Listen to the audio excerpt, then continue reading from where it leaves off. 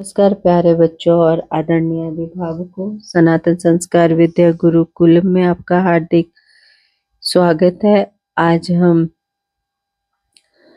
शिव तांडव स्तोत्र के 6th और छठे श्लोक को समझने का प्रयास करेंगे। श्लोक है ललाट चत्वरज्वल धनंजय फुलिंगवा निपीत पंचसायकं नमन्यलिम्पनायकम् सुधामयूखलेखया विराजमानशेखरम् महाकपालिसम्पदे शिरोजटालमस्तु न।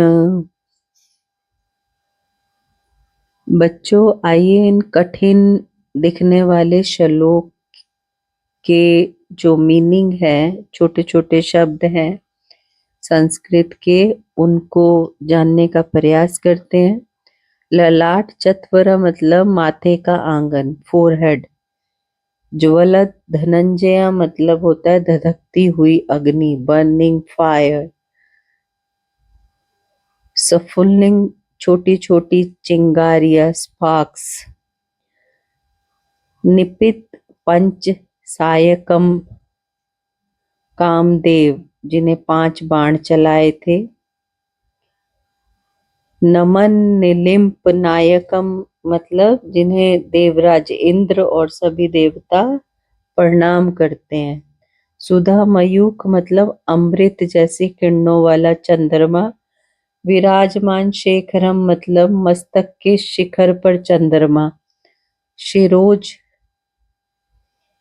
शिरोजटालम भगवान शिव की घनी और उलझी हुई जटाएं। तो इस श्लोक में कहा है कि हम उन भगवान शिव की प्रार्थना करते हैं जिनके माथे की धधकती हुई अग्नि की चिंगारियों ने कामदेव, इच्छाओं के देवता को भस्म कर दिया था, जिन्हें स्वर्ग के राजा इंद्र भी सिर झुकाकर प्रणाम करते हैं, जिनके मस्तक पर चंद्रमा अपनी शीतल और अमृत जैसी किरणें बिखेरता है। महादेव की वे दिव्य जटाएं ही हमारी असली संपत्ति और धन है। वे हमारा कल्याण करें। शिव पुराण में एक कहानी है, जब शिव जी ने तीसरा नेत्र खोला था तो शिव जी को त्रिनेत्र क्यों कहते हैं। एक बार तारकासुर नाम के राक्षस को हराने के लिए देवता चाहते थे कि शिव जी अपनी समाधि से जागें। उन्होंने कामदेव को शिव जी का ध्यान भटकाने भेजा। कामदेव ने आम के पेड़ के पीछे छिपकर शिव जी पर पुष्प बाण, फूलों के तीर चलाए। जैसे ही शिव जी की तपस्या भंग हुई, उन्हें बहुत क्रोध आया। उन्होंने अपना तीसरा नेत्र, थर्ड आई, खोल दिया। उस आंख से ऐसी भयानक अग्नि धनंजय निकली कि कामदेव क्षण भर में राख हो गया। तो ये कहानी हमें सिखाती है कि जब हम पढ़ाई या किसी अच्छे काम में फोकस, ध्यान लगाते हैं तो हमें बाहरी शोर और बुरी आदतों को अपने ध्यान से भस्म कर देना चाहिए।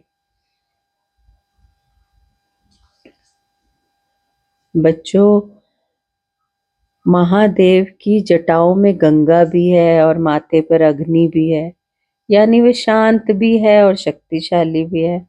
हमें भी शिव जी की तरह अपने मन को शांत रखना चाहिए, लेकिन बुराई के खिलाफ शक्तिशाली बनना चाहिए। बच्चों, आपका होमवर्क है कि शिव जी का एक ऐसा चेहरा आपको ड्राइंग बुक में ड्रॉ करना है। उनके माथे पर तीसरी आंख और आधा चंद्रमा जरूर दिखाना है। सुधा ललाट शब्दों का अर्थ सुंदर अक्षरों में अपनी कॉपी में लिखना है और ये वाला श्लोक को लर्न करने की कोशिश करनी है। अगर आपको सनातन धर्म से रिलेटेड ये कहानियाँ मंत्र, श्लोक